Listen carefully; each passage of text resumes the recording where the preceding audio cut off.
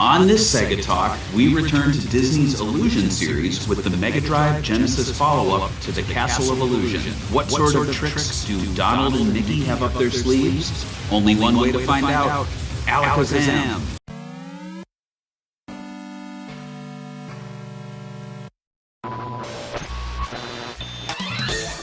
Sega Bits presents Sega Talk, a podcast talking all things Sega!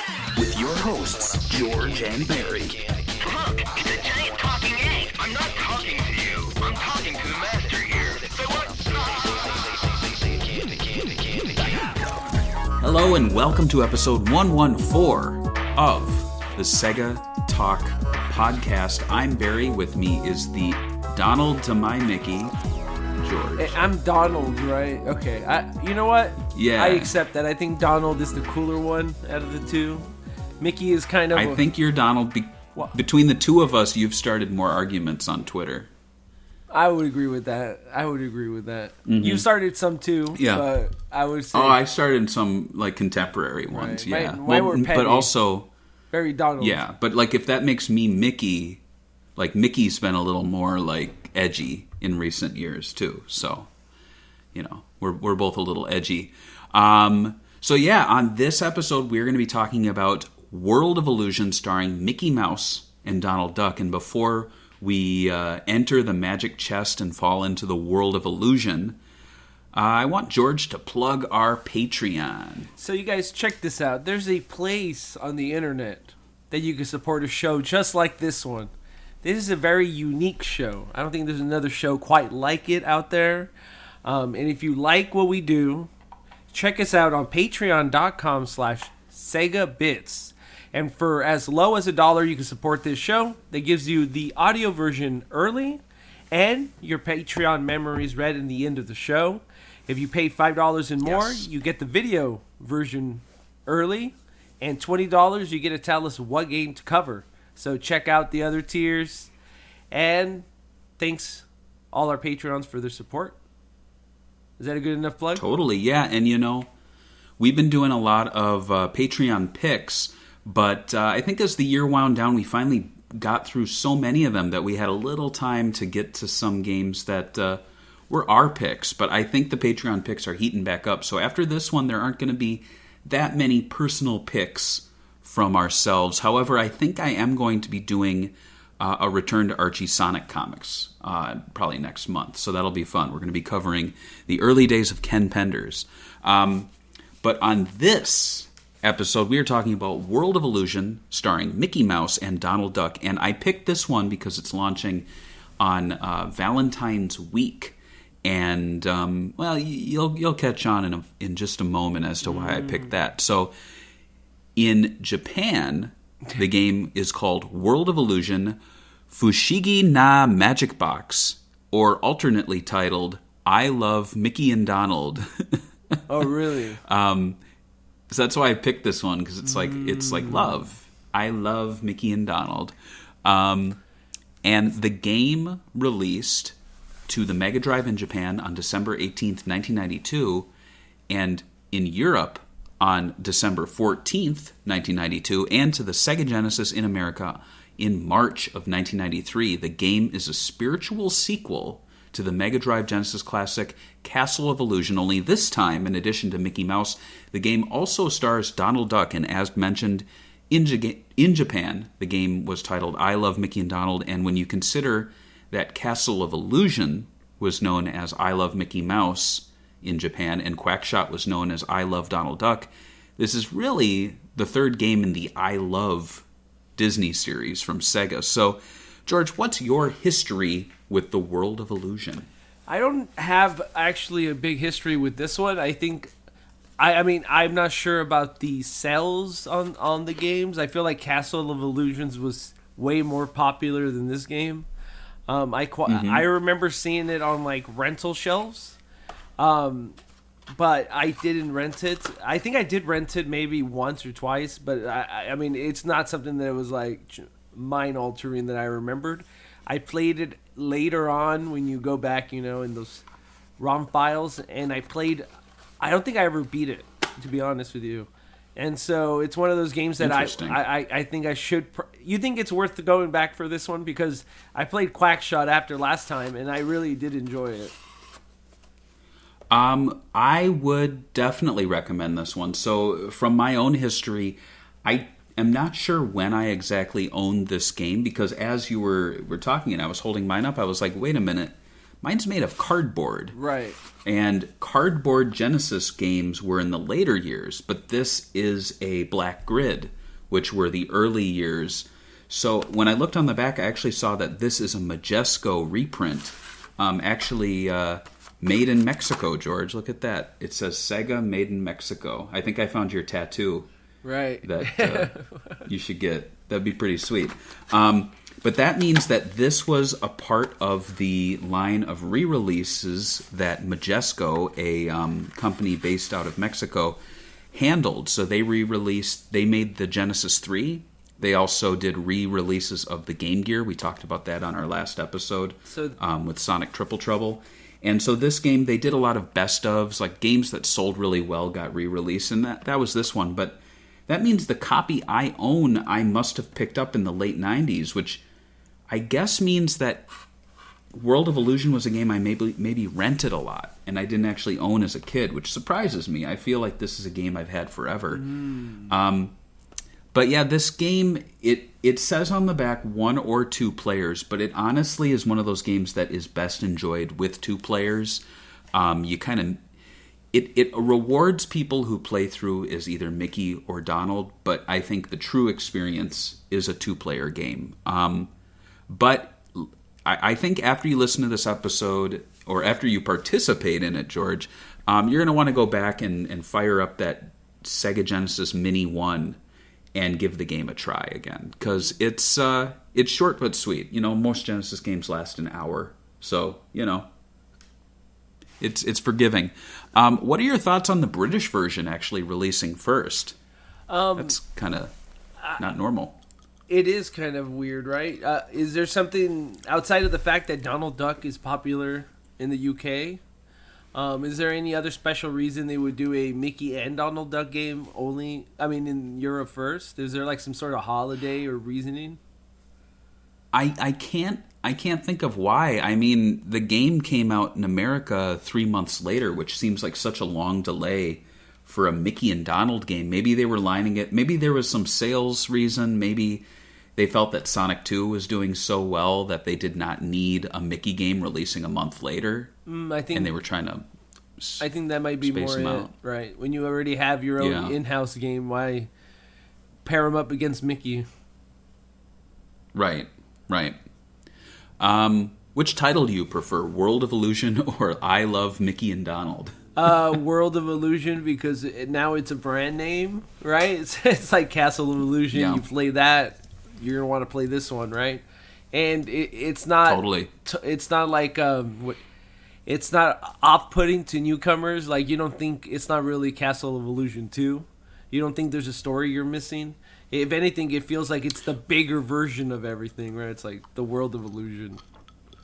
Right, and it goes hand in hand with like Mario, Super Mario Land, Super Mario World. Like you can play them without playing the other one. Right. Now I have a link here to the various cover arts for the game. It's actually kind of surprising because when you look at, you know, the overlay here of everything, everyone pretty much used the same artwork of Mickey and Donald on the carpet except for Japan, which actually had its own unique painting done, which actually stretches the whole length of the box art. And on top of that, it's not super Japanesey. It actually looks like American art. I don't even know if maybe Greg Martin did this. It looks very like Sonic and Knuckles. Right. You know, the way the foliage is rendered there. And even Mickey, he actually looks edgy. Like, you know how there's that meme where it's like, oh, in Japan, the characters are happy, but in America, they put like angry eyes on like Kirby. But here, Mickey looks pissed off that he has to give Donald some help. It's weird because it's kind of like not their personality. Like, Mickey's almost never angry. Donald is always upset, but here he's super happy. He's like, oh my God, I'm going to grab something. Right, exactly. And it says there, too, the title's a little sloppy because it's World of Illusion, I Love Mickey and Donald, and then below that it talks about the magic box, the Fushigi na Magic Box. I'm not sure what that means, but maybe like escape the magic box or something. I didn't translate that beforehand. Look at the little dice. The little flowers have dice. Yeah, isn't that cool? Little dice plant, yeah. It's actually very nice cover art. I always love looking at what the Japanese do as opposed to other regions. But having said that, I think both the European and the American art looks very nice as well. There's also a very cool gold label one that I've never seen before called Classic Mega Drive. It's like a cardboard, looks like. I guess that's cardboard, yeah. That's very weird to say, like, oh, it's a classic, it's our cardboard. Yeah, you get it with cardboard. It's like, it seems cardboard cheap. Edition. Seems yeah, exactly. So, it's by and large not too different from different regions, but they do have gold collections in we all agree, Australia, which I think looks pretty cool. That the American one is the best one because it at least gives off the vibe of a magical journey. And it, that World of Illusion, the title Illusion. The other one kind of looks like a Jack and the Beanstalk remake movie fantasy thing going on. That's very true. And also, even though the British one has the art a little bigger and like to the edges, to the bleed, they very oddly put World of Illusion in like red, and it's actually hard to read. Do you see that? Yeah, I do. It's like what? I don't know. I prefer usually I like when everything stretches to the edges and you get full bleed art there. But yeah, and also the cloud reaching at them is very odd because in the game I don't recall clouds like being a main enemy. So it's a little strange, but it's fun. I think by and large it's some very nice artwork, very iconic. So good job for them.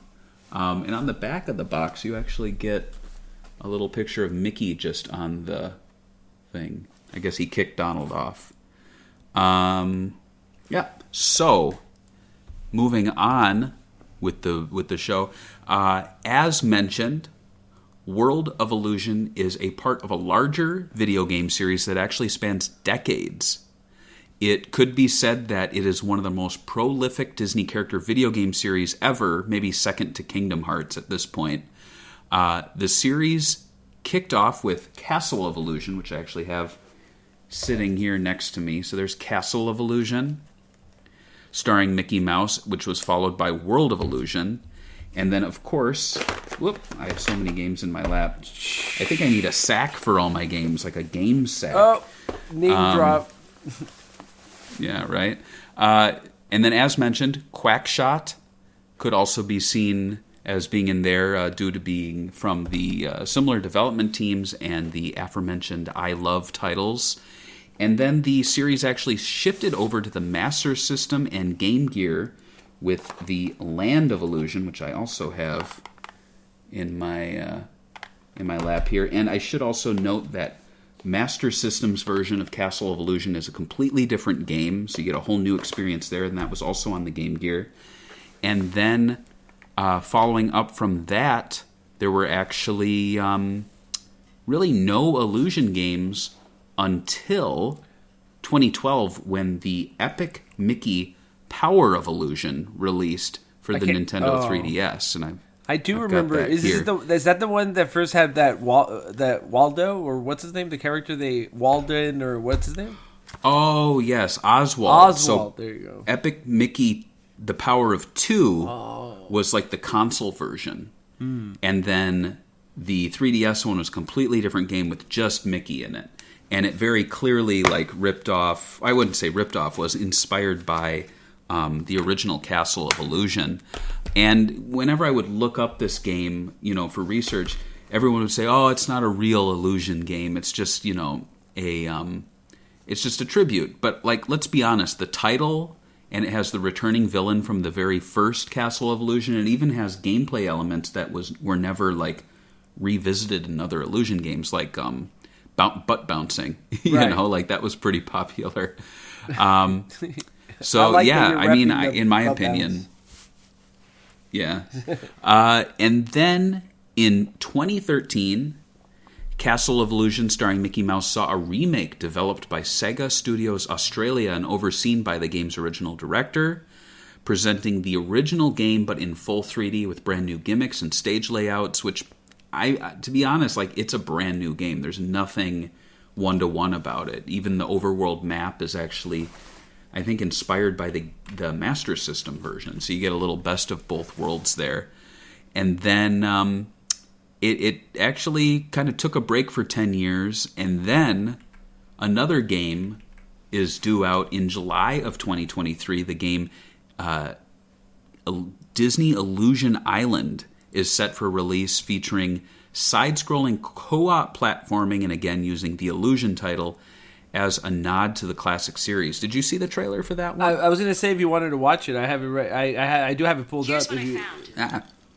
Yeah, let's check it out. Your Siri just went super crazy. Do you have it over there on your side? Yes.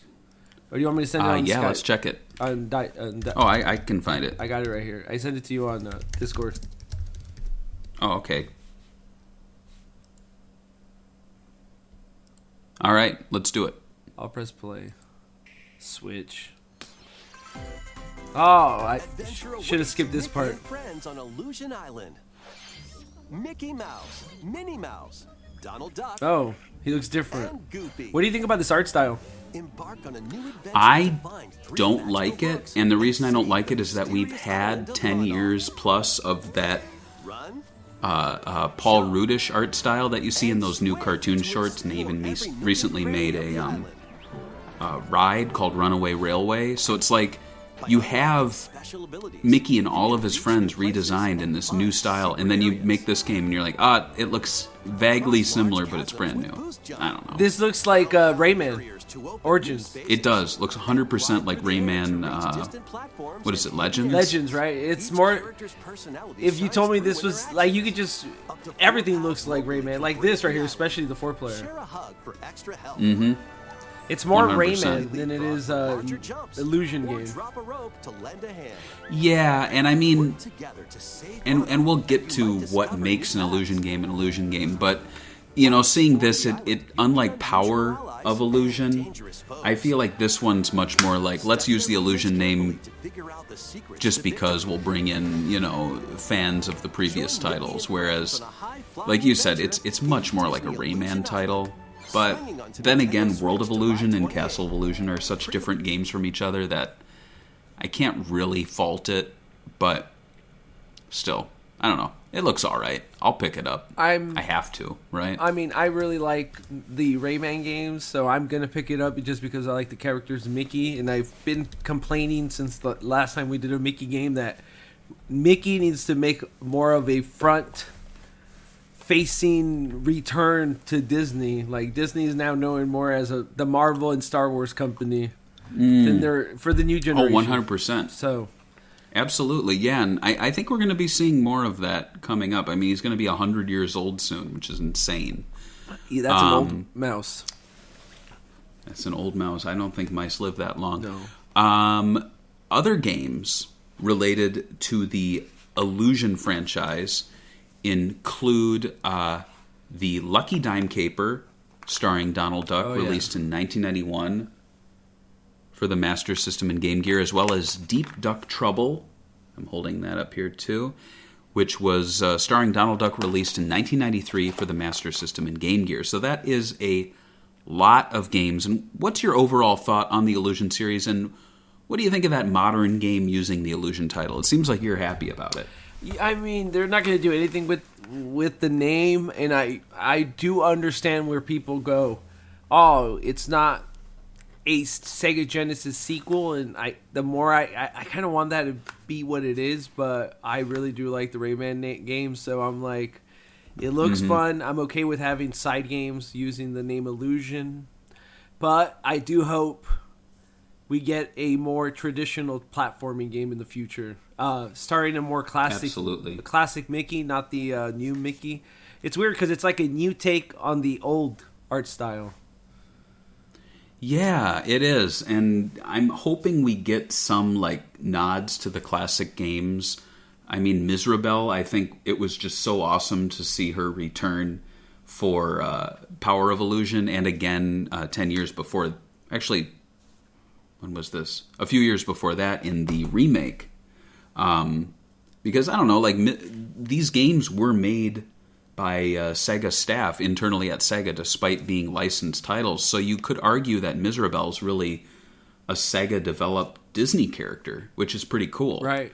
But she's not in this game, so it's unfortunate that she didn't continue on as the enemy, which is why I think Power of Illusion, despite not being from Sega, it's really elevated. Like, I would put it up there. It's not as good as Castle or World, but it's still, they tried. They tried to really tie it in, which I appreciate.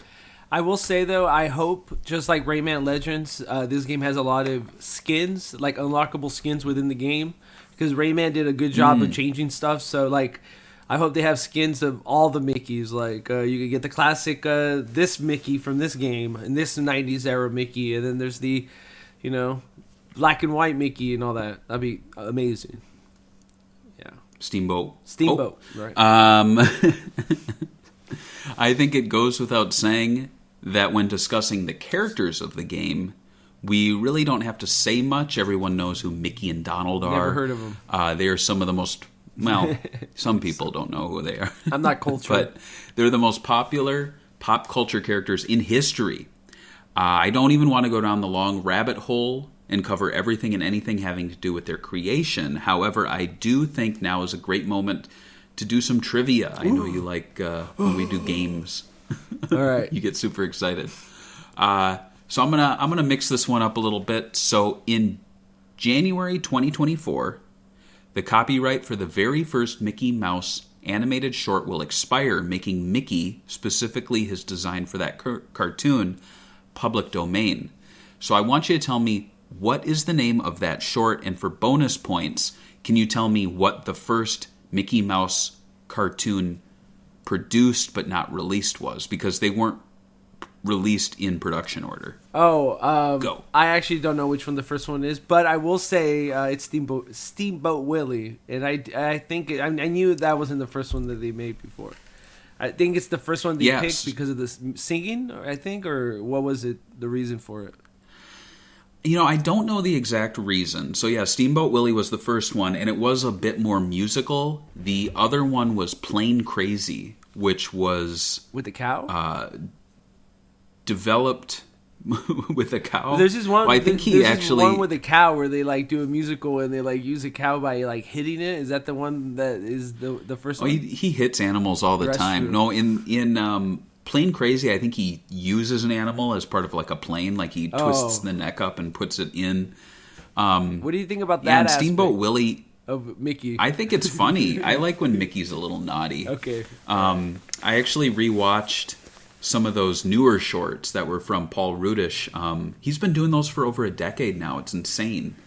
But yeah, if you jump on Disney Plus, there are hours of his stuff, and I used to not like them, and now I watch them, and I think they're just like some of the best Mickey shorts that they've done in a long time. Like the style's completely different, but there's so many insane like I guess fan servicey bits. Like Snow White, like the witch from Snow White will suddenly appear, and you're like, what's going on here? Which is why I really love World of Illusion and Power of Illusion, the 3DS game, because they have so many fun like nods to classic Disney movies, even featuring like cameos from old characters. And speaking of cameos, so Donald Duck made his debut in what animated short? And hint, it was not a starring role. And short was based on an old fable. Jack and the Beanstalk. No, it was actually The Wise Little Hen. Oh my god, who's gonna... That's the lamest story, dude. No one's gonna remember that. That's... Come on. Oh, you gotta watch it, though. Okay. So watch The Wise Little Hen after all this. And if you don't walk away from that either having a craving for corn on the cob with butter or cornbread, something's wrong with you. Because the way they animate melting butter on cornbread, you're just like, oh, I want to eat some cornbread. I was going to say, I mean, Yeah. out of all the Fables, right? Like all of them in the history, that's like the worst one. Like one of the top bottom ones, right? It's not terrible. All right. But, you know, Donald has a buddy in that one, Peter Pig, and the way he talks is... What? I can't even do it. He talks like a snorting pig. Imagine an alternative that. universe where, what's his name? Porky Pig or whatever? Peter Pig. What's his name? Peter. Peter Pig was the one that actually took off, and Donald Duck was just a obscure character that was friends with... that would have right? been horrible. Yeah. You know why Donald dresses as a sailor? Because he was in the military? Because he was in the Navy? Because it's fun. Because it's funny. Really? Is that really why he does it? Well, so I think the joke was that he lived on a boat, which is funny because ducks can swim in the water, Right. so why would he need a boat? And then they're like, well, he's a sailor, which is also funny because, you know, like sailors are on the water and ducks are on the water. But the sailor outfit he has looks like a sailor suit like a little boy would wear back in the day. So he's like a little boy, like a little boy duck. right. Okay. I don't know. I like that look, though. Yeah, it is. It's a good look, and he still carries it around today. Same with Mickey and his two buttons, his little boots, his little shoes, his little clogs. So let's get some beautiful gameplay footage going here while we talk about the game itself, and this comes courtesy of World of Long Plays, who is always there for us when we want to see what a game looks like. So here's the plot. Whilst preparing for a magical act, Mickey Mouse and Donald Duck discover a magical box which turns out to belong to the evil magician Pete, known as the Magic Master, who sends Mickey and Donald to a magical world. Now they must attempt to escape while learning a few magic tricks along the way, facing unknown creatures, among other dangers. So, to me, it seems like the common thread in the Illusion games is Mickey and sometimes Donald being sent on or encountering a magical world or encountering a magical force and trying to overcome it. The original game saw Mickey battling an evil witch named Miserabelle in her castle, and this game sees an entire magical world created by the Magic Master, who is essentially Pete. So does World of Illusion up the ante enough to feel bigger than the original game, and what are your thoughts on the main villain being Pete? Pete sucks. He's a bully. He's lame. I'll say I haven't played it, so I can't tell you if it ups the ante on the other games. Am I the only one that is crazy, but does it look like, just seeing the gameplay, isn't the animation worse in this game, or at least the backgrounds, than Castle of Illusion? I mean, I guess you could say it was a little more painterly. Like it's a little more dialed back. I think also you have to realize that this is a 2-player game, so they didn't want it to be too hectic on screen. That makes sense. Yeah. I mean, Because if you have more experience with it, so do you think this is a bigger, badder version of the game? I guess because I'm looking at some stuff and it's pretty cool. I think what I like about this is kind of like with Sonic 3, all the stages kind of connect together, so you get little transitions, you get story points coming along the way. So unlike Castle of Illusion on the Genesis and Mega Drive, which is just kind of like stage after stage, this one, like, there's a little more connective tissue as to, like, when you go in the forest, and then you end up in the sky, and then you go underwater, and then you go on, like, into the magical land. I think, too, there's more variety, though I think with the cape, there's a little less action going on. Like, you can't throw stuff. So, you know, it's a give and take. I think overall, though, it does feel bigger. And especially once we get into the stages and taking a look at how many different varieties there are, you're going to see that it's a game that seems small on first playthrough, but then you play it again and again, and you're like, oh, there's a lot more to this than I thought. As for Pete, yeah, I feel like he's always in, like, the role of the villain. Like, he was even the ghost of Christmas Future in the Mickey's Christmas Carol, you know? So it's like, at least with Miserabelle, she was kind of original. She looked, when she was an old woman, she looked like the witch from Snow White, and then when she was like an enchantress, she looked like the queen from, what was it, Sleeping Beauty, you know, who turned into a dragon. Right. So it's not like Pete is all that original, just like how Miserabelle's all that original, but there is a funny little moment at the very end of the game, which I guess I'll just mention. Like, at the end, you present a magic act for all your friends when you get home, and Pete's in the audience, and he kind of turns around and looks at the player. Like, he's like, hey. You know, he does a little, like, I don't know. I thought that was cute, where it's like, Pete's like, yeah, it was me all along. You got me. So let's talk about the gameplay. So, like Castle of Illusion, World of Illusion is a platformer. However, this time the game features co-op gameplay with one player controlling Mickey Mouse and the other controlling Donald Duck. The game was built off of being played cooperatively, though it also can be played separately in single-player mode, with each character having their own routes through the game. In two-player mode, there are puzzles that require co-op actions in order to be solved. So, you've said you've not played this game with another player. Do you think games in general that built themselves around two-player modes suffer when you have to go in and play on your own?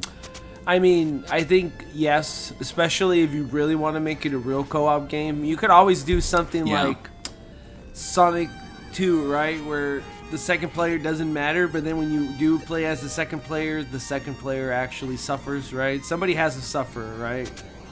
In this equilibrium, so it's like you either make the second player, you either make them both have fun, or you together, right, or not, you know, separate. I don't know. It's a weird thing, right? Like, what do you think about the idea that, like, Tails in Sonic 2, where do you think the second player is really playing the game? Yeah, that's a good point. Like, I think Sonic 2 did a really good job where it's not a two-player game, but it's kind of optional. I also think of later games where they're built off of, like, big multiplayer experiences, but, like, for example, Anarchy Reigns really suffers because no one's playing it anymore. So you need to have that community in order for the game to really shine. Same with Phantasy Star Online 1. Like, there is an offline mode, but it's so boring on your own. Right. It's almost like I've always equated it to, like, going back to your old high school, like, after hours, and you're like, oh, there's my old classroom, but, like, all the lights are out and none of your friends or teachers are there. So you're like, I think I'm just gonna go. You know, like, I'll play through the forest and kill the dragon, but this is just kind of sad. You know, right? Yeah, and I think in this game they do a pretty admirable job making the one-player experience its own thing and giving you incentive to play through multiple times. Yeah, I know I keep teasing that, and we'll get to the game stages, but it truly is a different experience playing through Mickey or Donald's adventure. Kind of not unlike Sonic 3. In fact, I think World of Illusion even goes a bit further by giving you whole stretches that you don't see in the other characters' gameplay, whereas with Sonic and Knuckles, it typically might drop you in a different part of the map or make, like, a new area, like a new route might be easier to get to, but in World of Illusion, it's a whole new section of the game that you can't get with the other player, which is kind of cool. I think games like Sonic Heroes that tries to do that with multiple characters and it's just like the same stages over and over, that gets really tiring. So, right. Yeah. Or like Resident Evil 2 where it's 2 discs. One's Leon and one's Claire. Yes, it's a different story, but like all the acid, you just get dropped in a different spot.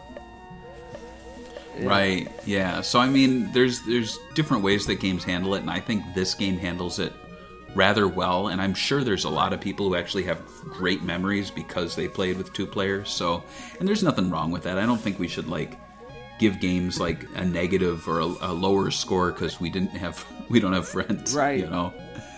If anything, I think it's more forward thinking because I think co-op games right now are doing really well. Like that, It Takes Two, the EA original game that's gonna get an Amazon show. I don't know how that works. It's weird that video games are all getting weird TV shows now, right? Like especially now with The Last of Us doing so well, I'm assuming it's gonna happen even more. But I just think it's pretty forward thinking. How many co-op games did we have back then like this? A platformer co-op.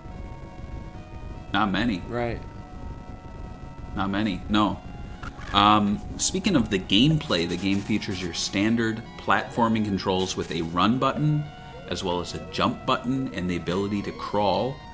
One fun touch in the game is that Donald cannot fit through tighter passages, meaning Mickey must be there on the other end to help pull him through. Players can drop a rope down for the other player to climb, and players can also jump on top of the other player's shoulders to reach higher places. Characters attack using a magic cloak that they wave, and they have the ability to cast spells at certain parts of the levels.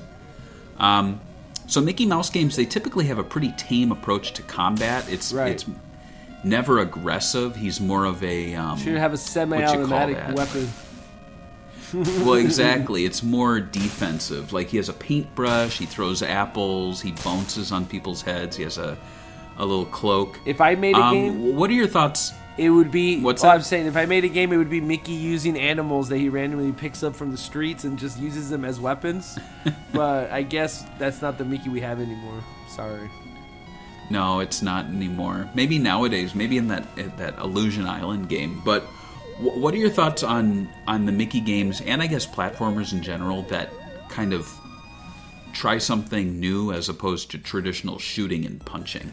I like it. I think it's interesting. I think a lot of the better gameplay styles came from this idea, and I think it's something that even Nintendo uses as a staple for a long time. Like, I'm assuming that's why the jumping on the top of the head became normal for platformers. I think it's also the reason why there's mechanics for Yoshi where he eats the creatures and they make him into an egg and then he throws the egg. And, you know... Right. It's just another way to get by the fact that you're hurting an animal or whatever. And, I don't know. It just kind of softens it. It's not shooting them. It's, Yeah. Yeah.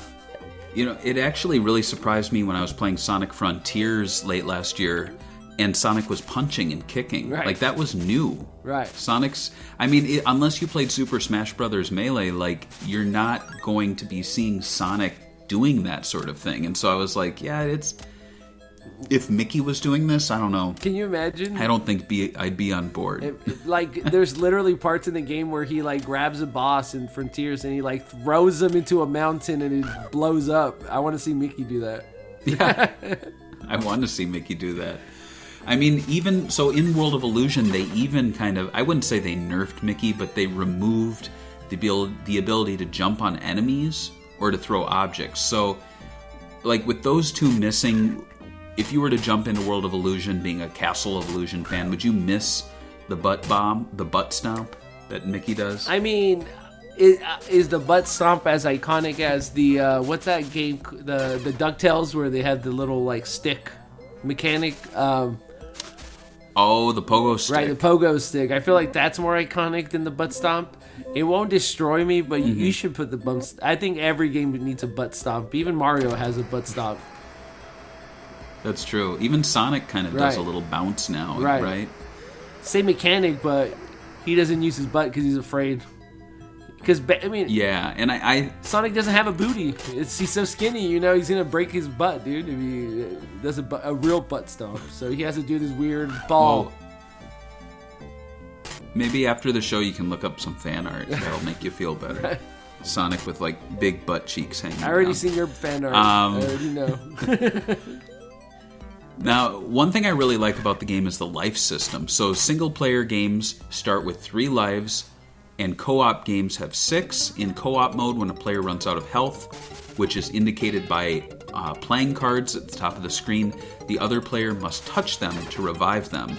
And if there's only 1 life left in a co-op game, the surviving player can choose to continue as a single player or share the final try with the other player. And when the final life is lost, the game ends. However, players can continue from the beginning of any stage, or a password screen is displayed allowing players to try again later. And I remember as a kid, like magazines would be like, start on the last stage, input these 4 playing cards. And it was like, who needs Game Genie with this game? It's so easy to jump in at any point. So I really appreciate that. What are your thoughts on how the life system in this game compares to other games of the early 90s? And are there any games where just the life system was like, it ruined the game for you? Like you were like, this game's fun, but screw this. I think I think now that I'm older and have like way more video games, not like when we were kids, right? When we had the same game for like a duration of our lives, and 3 months in our kid lives felt like a gajillion years. In our, I mean, 3 months in real time felt like a gajillion years in our time. I think. Right. Games that ruined it for me are just any game that has lives kind of make me upset. The ones that make you restart the game all the way from the first level, I can't stand that. I have to do save states now. It's idiotic. It's so dumb because it's like, wait, so you want me to do everything I just did just to beat this one little part again? I'm like, I'm out. I'm sorry. So definitely, save states really do save your life and time, because I understand there's people out there that say you should beat it all over again, but I'm like, man, there's so many good games to play. I don't have the time. If I'm going to sit here and play it, I just want to get right back into the same level and try it again. I don't want to do 3 levels all over again, come back 30 minutes, and then it's like not fresh in my mind, so the timing's all off, and then I die again, so I have to restart all over again. I'm good. But yeah. Sorry, that's me. Right. Yeah, I think it's just, and I also think if you're a game creator, a game designer, like I wonder what like the percentage is of how many people have seen the last stage of so many NES, SNES, Genesis. Like there's games I own on my shelf. I've had them for over 30 years, and I've never seen like the last few stages, and I never will. Right. Like.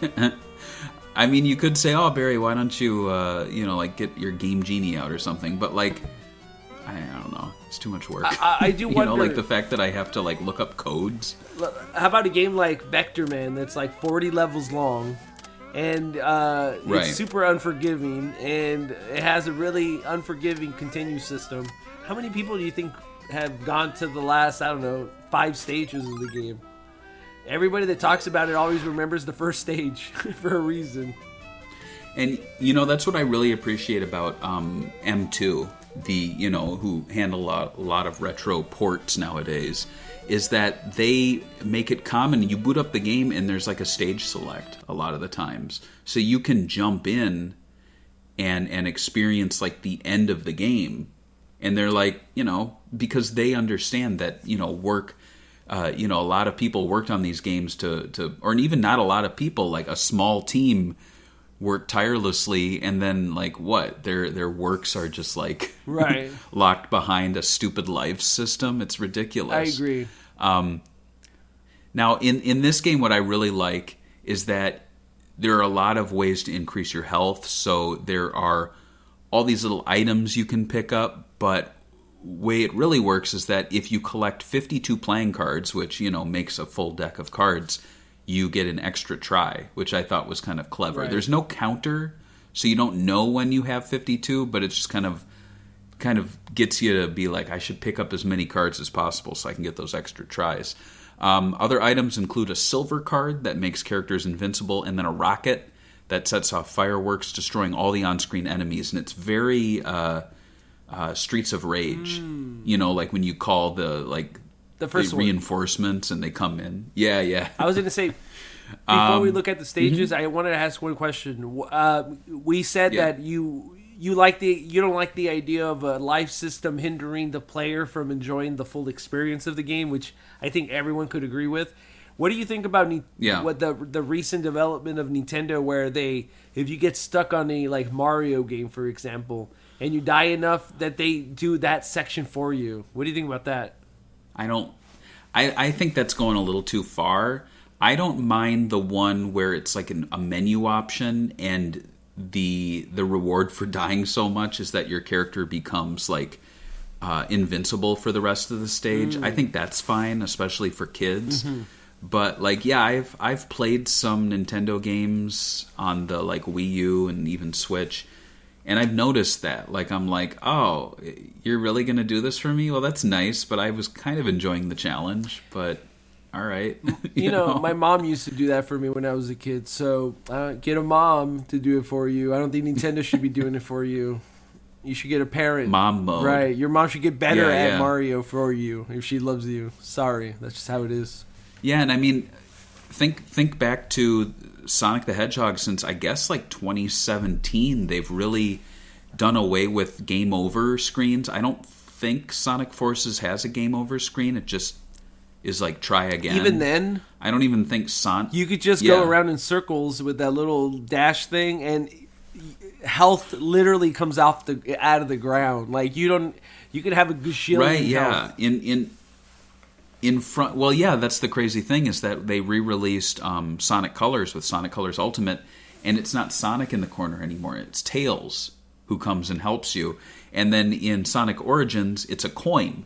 So Sonic's not there, and then in Frontiers there is no Sonic. Right. So it's like they completely did away with the idea of a life system. Sonic doesn't even die anymore. Like it's the try again screen. Right. You know, like Right. and I think that's good. I know there are some retro old school gamers who are like, "Oh man, I love a good game over screen."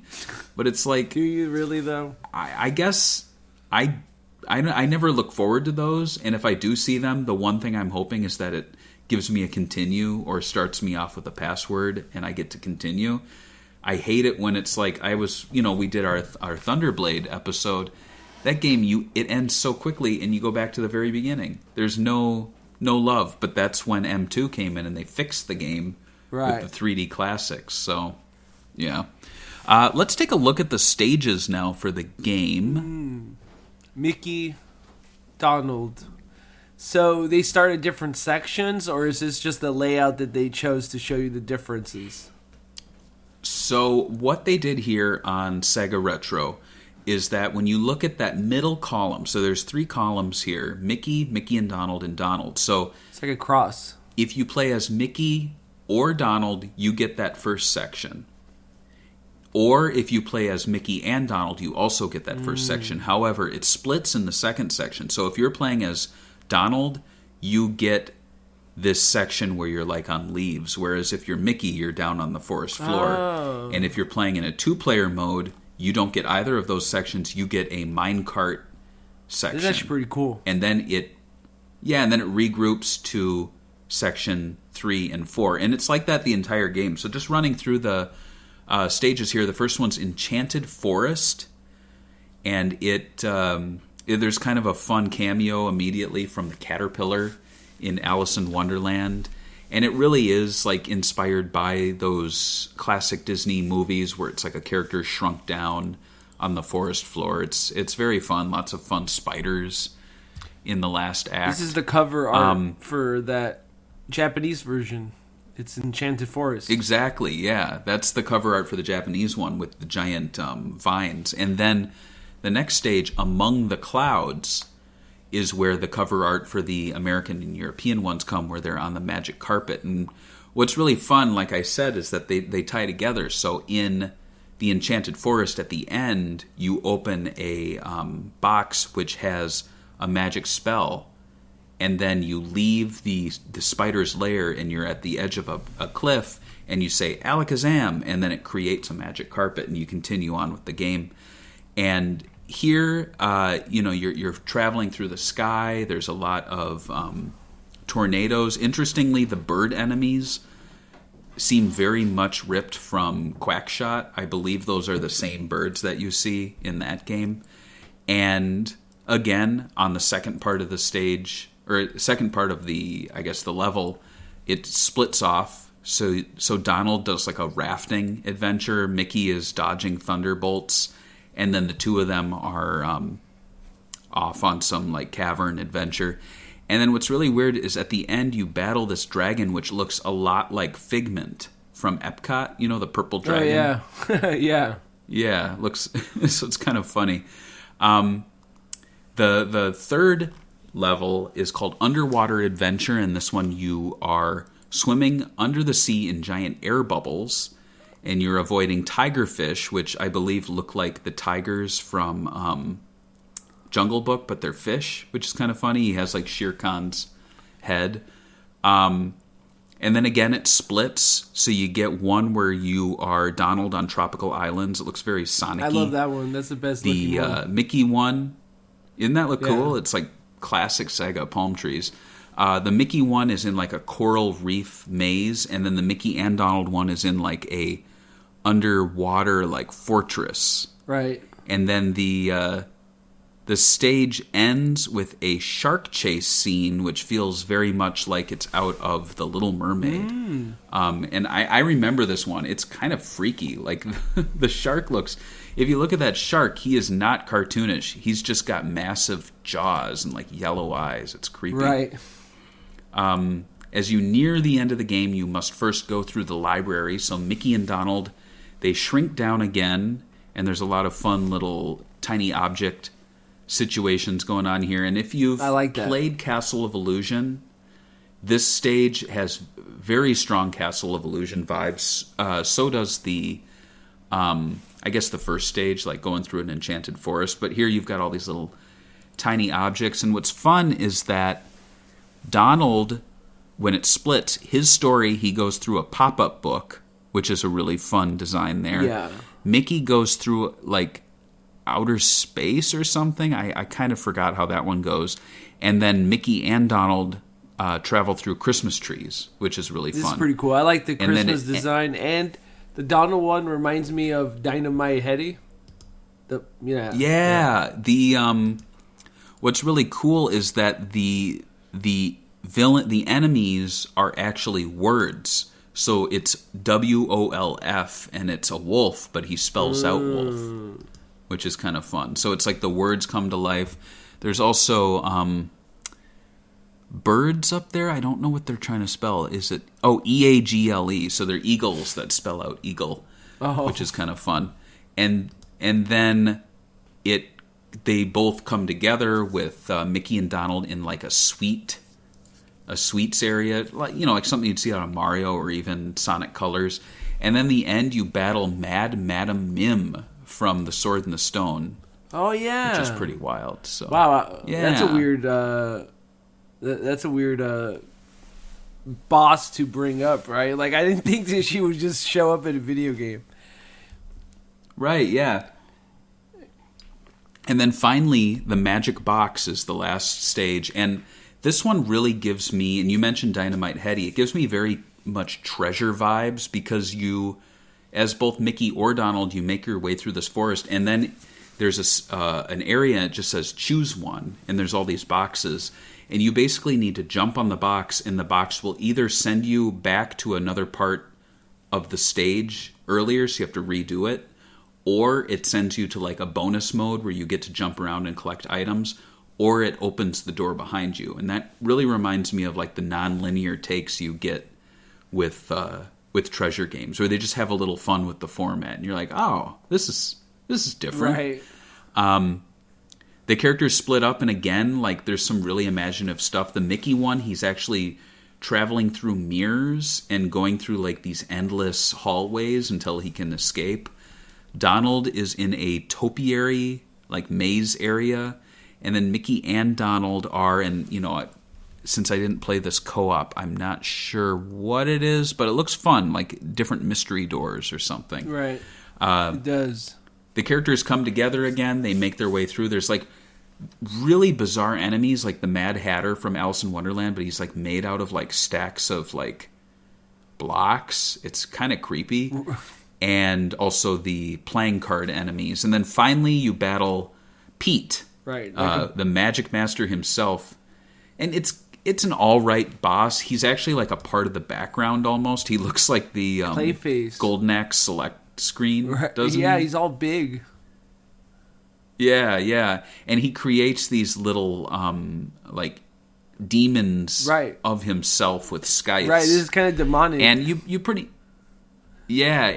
much you just jump and wave the magic capes in front of his face.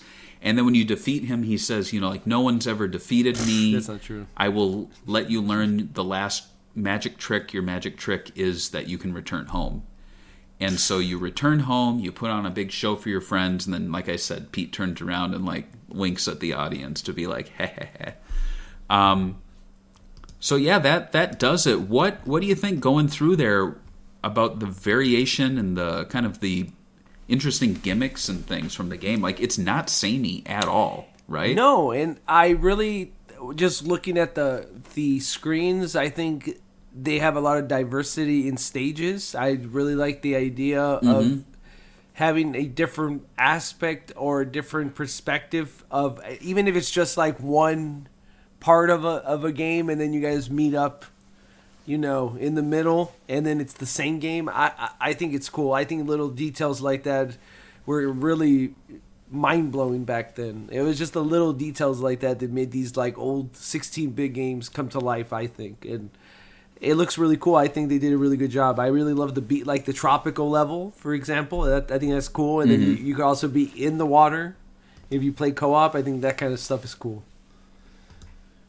Yeah, and what I really like about it is I imagine there were kids like going back to school, and they're like, "Oh, did you get World of Illusion? It's awesome. Did you see the one where it's like you're in a pop-up book?" And the other kid's like, "I didn't see that. There's an outer space stage." And they're like, "Wait, who'd you play as?" "Mickey." "Oh, I played as Donald." And they're like, "Oh man, there's different stages." And then they're like, "You should come over. We'll play together." And then imagine how like their eyes just like blew up in their sockets when they realized that like playing together they get different stages. So you get like Christmas Tree Land, and you're like, kind of made me wish they would pull something like that off with like Sonic and Knuckles with like Tails and stuff. Or you play with Tails or Knuckles, and Knuckles or Tails, and just like even if it's just a little intro cutscene different, or just the level, the intro to the level is a little different. That would have blown our minds, I think. I mean, oh, absolutely. There's people still harvesting data from old Sonic games, and every little bit they get out of it from some weird revision of it, they like make a big deal out of it. So, yeah. Yeah, and I like the magic vibe of the game because it kind of plays in with the surprises that the game gives you. Like, you're Mickey, and Donald, you're magicians in this magical world, but then the game itself is throwing little visual tricks at you and like little surprises, like depending on who you play as. And we're going to go through it's kind of a lengthy section of the notes here, but I had to do it because the amount of sheer talent involved both in the studio that made this game or the team that made this game and the larger group, it's just astonishing. Like, Sonic fans will talk Iizuka, Yuji Naka, arcade fans will talk Suzuki, but there are names in here that you maybe don't talk about all that often, but when you see what they've done, you're like, oh my god, these people are legends. Like, why? Maybe we should start taking down Yuji Naka pictures and start putting up pictures of, Reiko Kodama for sure. Right. So World of Illusion was developed by the then newly named Illusion Shot Pictures, who had previously produced Quackshot and Castle of Illusion. So you see in their name there, Quackshot, Castle of Illusion, Illusion Shot. Right. So it's right there in their name. The team was originally known as SEGA Consumer Research and Development Department Number 2, or SEGA CS2 for short. As the name suggests, they were the second consumer-specific R&D department at SEGA Enterprises. So here are some notable members of CS2. These aren't everyone who worked on World of Illusion specifically, but CS2 had these people as a part of their ranks.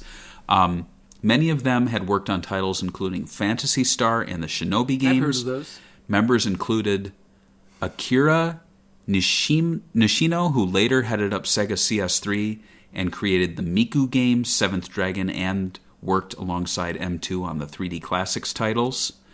There's also Atsushi Samiya, who was the designer for Revenge of Shinobi and director of Skies of Arcadia. Chi Yoshida, who is the artist and designer who worked on titles that included Panic and Sonic Adventure. Hideki Abe, the sound designer and composer for modern Puyo Puyo games and sound effects productions on series that include Sonic, Phantasy Star, and Yakuza. Those games are pretty good. Noriyuki Oba, who was later the lead of Overworks and Sega WoW. And then, of course, the legend Reiko Kodama of Phantasy Star and all caps legend Reiko Kodama of Phantasy Star and Skies of Arcadia fame, who tragically passed away last year.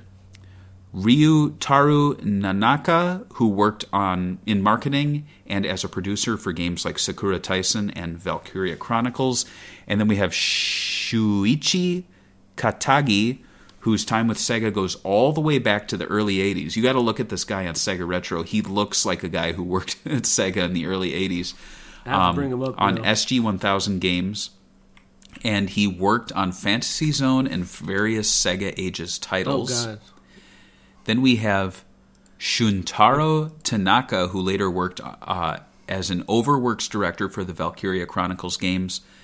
Toru Ohara, who worked on combat portions of Sakura Taisen 1 and 2, and was the director for the Guru Guru Onsen series, which is a series I always hear about, but I've never, ever played. I don't even know what Guru Guru Onsen is about.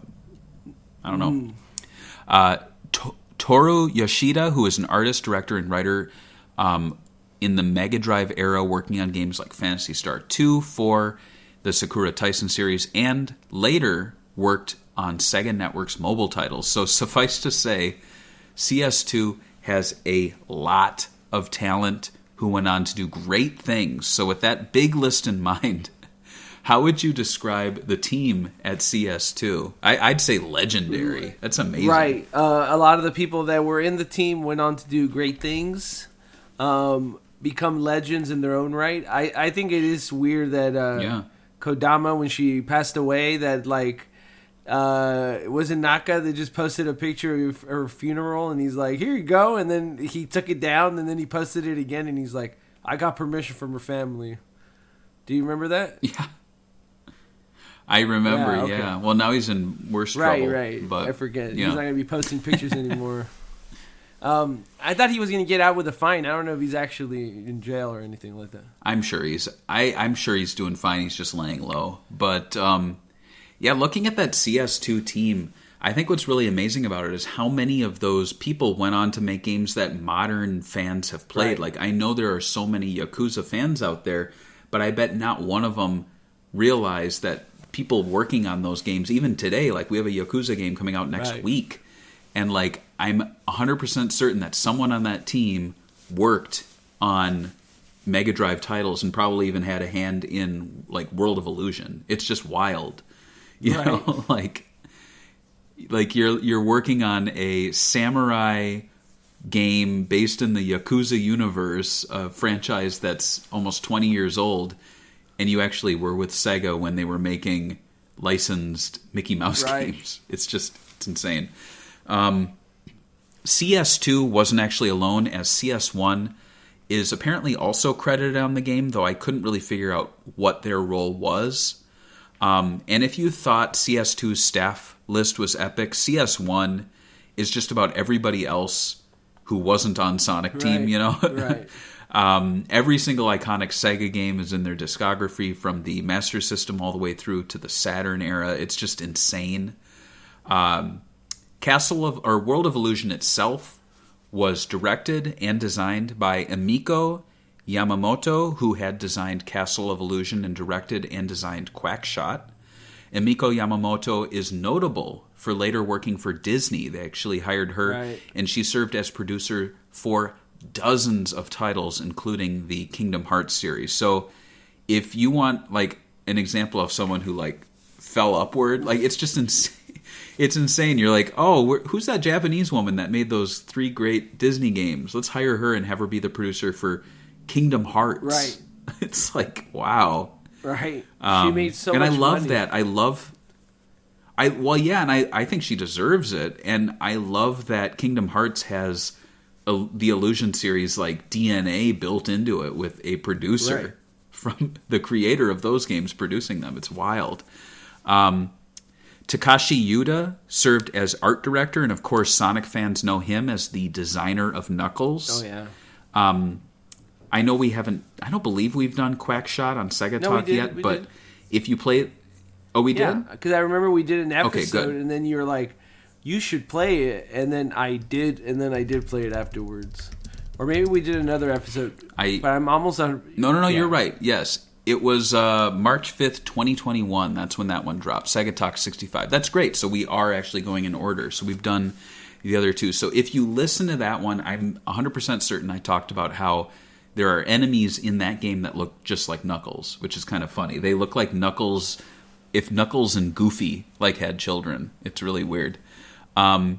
Of course, Takashi Yuda went on to direct Space Channel 5 and Puyo Pop Fever. So again, legendary. The game's music was composed by Haruyo Oguro. Haruo Oguro. Wow. Who is credited as Lottie, and Tomoko Sasaki, who is credited as Maguro. And it's worth noting that both are women, making World of Illusion a female-directed, designed, and composed game. How about that? Oguro worked on music for Golden Axe 3 and is credited as a sound programmer for Deep Duck Trouble, and also worked on the game's 16T, which I actually did a little deep dive on. And that's one of those, like, phone line games in Japan. You know, like those small games that you can, like, load up and play but not own. Right. And it caught my attention because 16 tons, 16T is what the weights in Fantasy Zone have. Yeah. You know? That's a lot of weight. And if you remember, they got the name from that song. You got 16 tons, what do you get? You know, it's like those crazy Japanese developers like listening to weird American music, and then they're like, oh, 16 tons. Let's make 16-ton weights. She also worked on Super Monaco GP2, Jurassic Park for the Master System, and Formula One Championship on the Mega CD. And Sasaki is best known as the main composer for Knights. She even wrote the what do you call that? The lyrics for the Nights into Dreams theme song, which is iconic. And she is the voice of the Sonic Team jingle from 1996 to 1999. Sonic Team. Oh. And she is the voice of Chow. And you can actually listen to the Chow talking at normal speed in a video I uploaded to our website. Oh yeah, I do have that. Or to our YouTube channel. So let's give that a little listen. It's really annoying though, right? Oh yeah. I'll play it.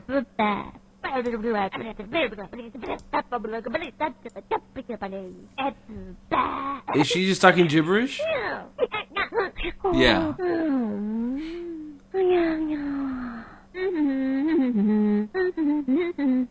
Skip ahead to like 2 minutes and 30 seconds.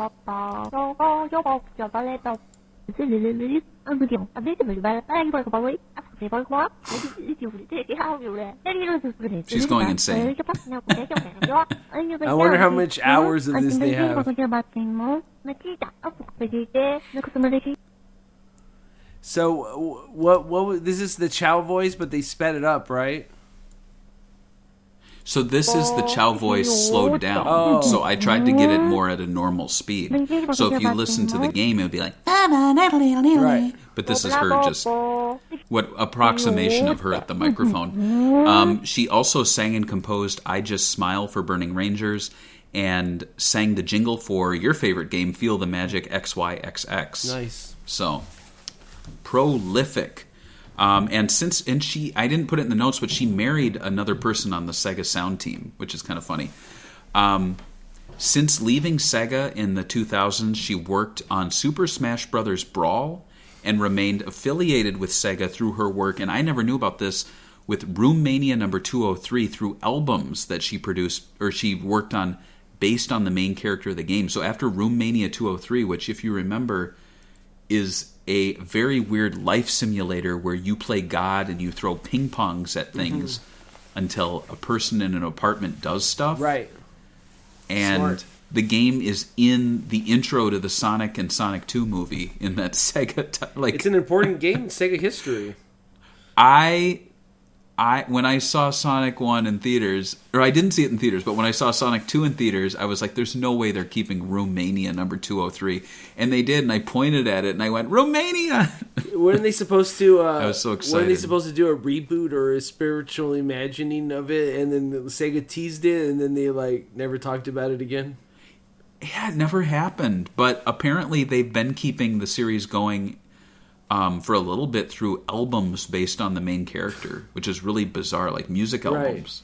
So imagine that. You're in Japan, you're a huge Room Mania fan, you're like, oh, the new Room Mania number 203 album's dropping. Come on, you really think there's people in Japan that are like Room Mania fans? Yeah.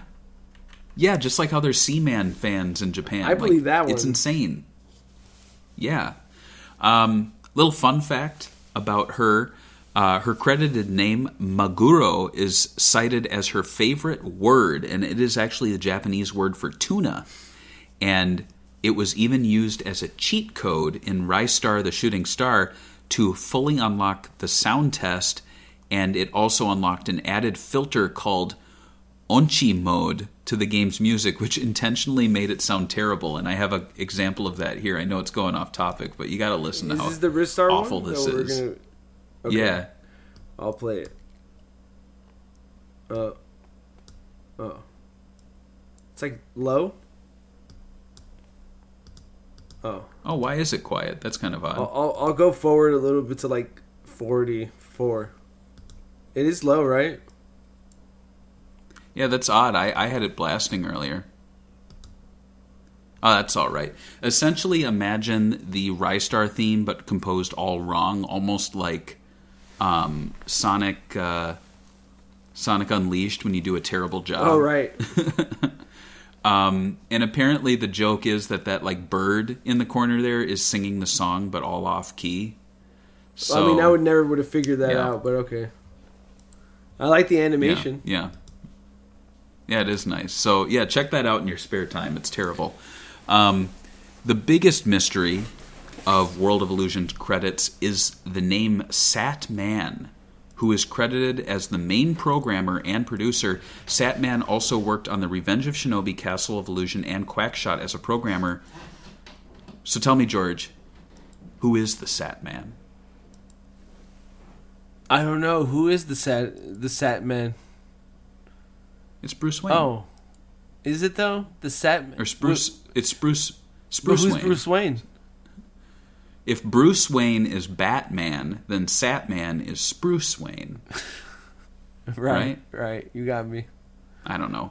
But it's kind of wild. Like, I was looking there, and occasionally I'll encounter that on Sega Retro, where there are people who still, 40 years later, we don't know who they are, which is wild. But it does remind me, my friend Steve, he told me a story about how one of the composers for Mega Man, lived in obscurity for decades until he was like, wait, people like the Mega Man NES music? Why? I composed that, Wow. It's crazy. Especially considering how... So maybe Satman's doing nothing now. I don't know what Satman's doing. And in fact, some of the names I listed here, they were outed. So they still remained under their code name until recent years when coworkers would do interviews and be like, oh, yeah, Limmy, that's that guy, and GQT, that's that person. Right. There's a lot of that. So I guess the only thing we can do is ask who is Satman to some of the other developers, and maybe they'd answer. I don't know. Despite being a licensed title, World of Illusion is quite easy to find and play. Aside from a cartridge or ROM, the game was released internationally to the Sega, well, not internationally, not in Japan, but it was on the Sega Genesis Mini alongside Castle of Illusion in the US and Europe. And seeing as the Mini is a two-player device, the game is the perfect co-op title and a great showcase for what the hardware is capable of. Do you have a Genesis Mini 1, George? Of course. Who does not have a Sega Genesis Mini one? Everyone does. My mom has 2 of them. Everyone does. Everyone should. Everyone should. Yeah, I have 3 of them. One for backup and one for play. Everyone knows. Yeah, one to rock and one to stock. Right. You know it. Yeah. Yeah. So I mean, if you have a Genesis Mini 1 sitting at home, you have this game, so you have no excuse. Before we wrap things up, I have a couple wild commercials. The first one's pretty insane. It's from Australia, so let's watch that. All right, I'll press play now. New from What? SEGA, Mickey and Donald's World An of explosion Illusion. right Hot away. 1 or 2 player action with 3 different game modes. Play as Mickey. Oh my God. Or Donald. Or both. Oh God. Mickey and Donald's World of Illusion. From SEGA, of course. SEGA. From SEGA, of course. So that's the telltale sign. Those Australians, they say SEGA. Isn't that funny? SEGA. That's probably the worst part of the whole commercial. Like, there was literally 2 people that turned into one person. There was an explosion of violence in the beginning of the commercial, but the way they said SEGA was the worst thing in that commercial. Sorry. I feel like if we did stupid thumbnails for all our videos, we would have to do the T-shirt one, where it's like me in the Donald hat and you in the Mickey hat, and we're like sharing a giant T-shirt. Right. And then we're like having the shock face, like, oh. Right. Yeah. And I think every game, someday we're going to go through, like someday we'll be dead, and whoever takes over the channel will like go through and monetize everything, course. and like put really bad cover art, and it'll be like all of us angry at the game. We'll be like, maybe that should be our box art. I mean, that should be our Sega Talk intro, like puke emoji. anyway. Puke emoji in the back. Yeah, exactly. Me just throwing up and you like holding a gun to your head. You can't do that anymore. They monetize you. Oh, I guess you can. Well, in the future Probably, you can. right. In the future. Suicide's really badass in the future. Anyway,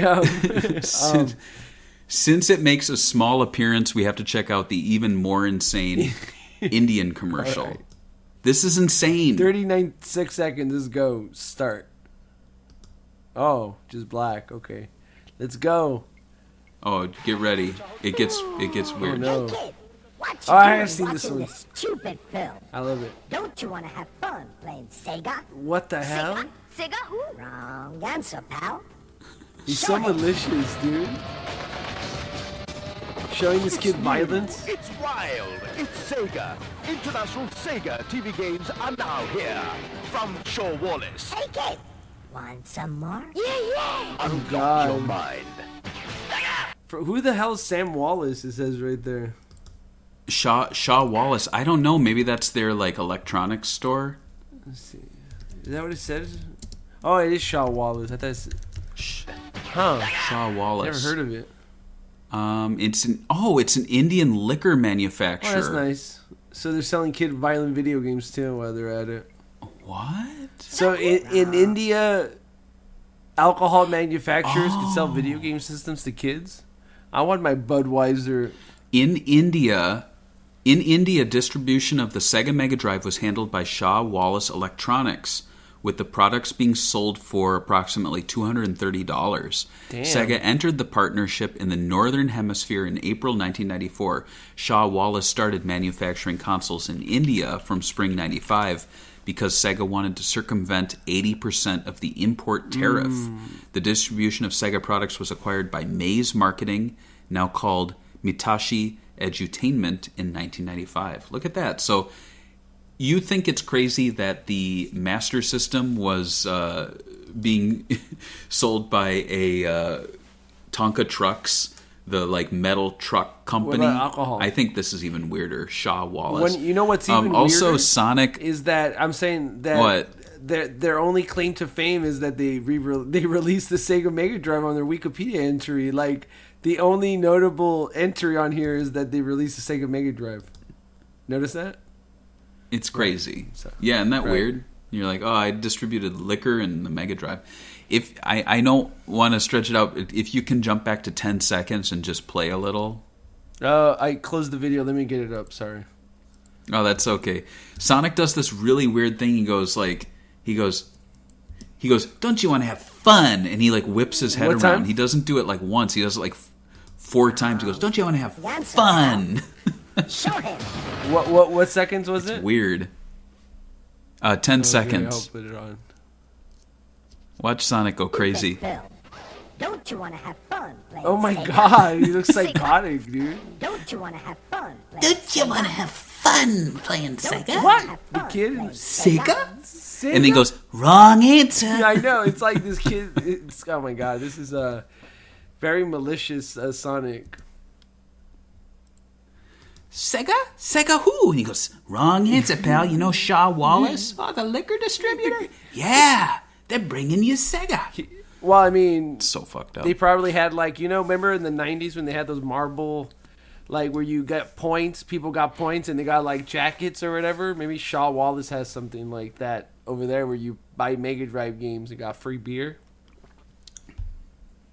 Maybe. I want to get a Shaw Wallace Me too. t-shirt. I think it's really cool Sega merch. It is Sega. Oh, they have Shaw Wallace. What are these? Oh, enamel signs. Yeah. Oh, they made agriculture chemicals. That's very cool. That's weird. Let's close up Anyway, the episode. We're gonna be. yeah, let's close we'll this do up. a Shaw So, Wallace podcast the next time. next one will be Sega in India.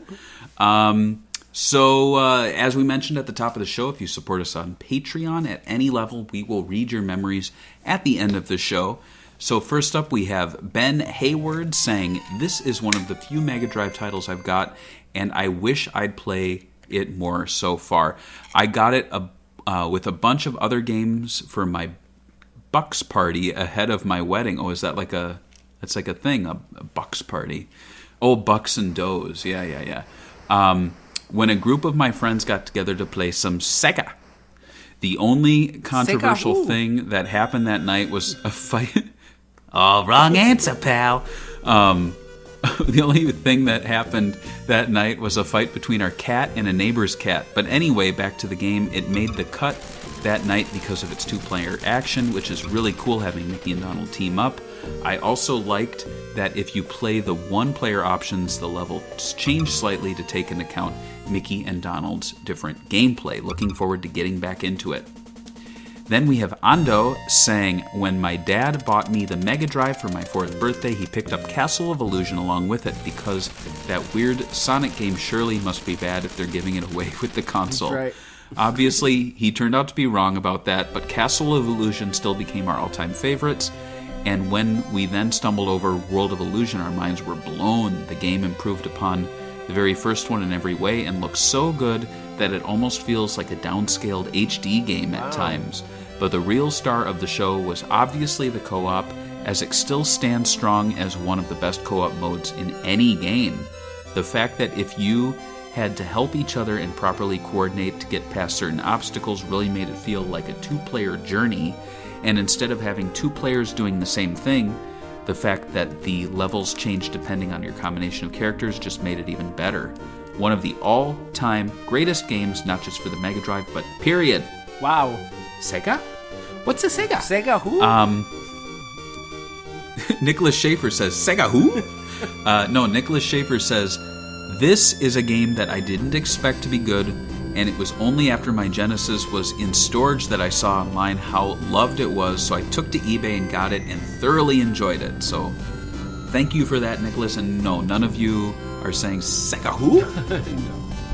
I think they all know who Sega is. And George, do you know what we're going to be talking about on the next Sega Talk, number 115? I could just tell you guys it's going to be an excellent episode. You know I had to do that. Come on. Don't look disappointed. Somebody had to say it. We're doing Elemental Gimme Gear on the Sega Dreamcast next time on Sega Talk. Bye. Bye. There you go. Excellent episode.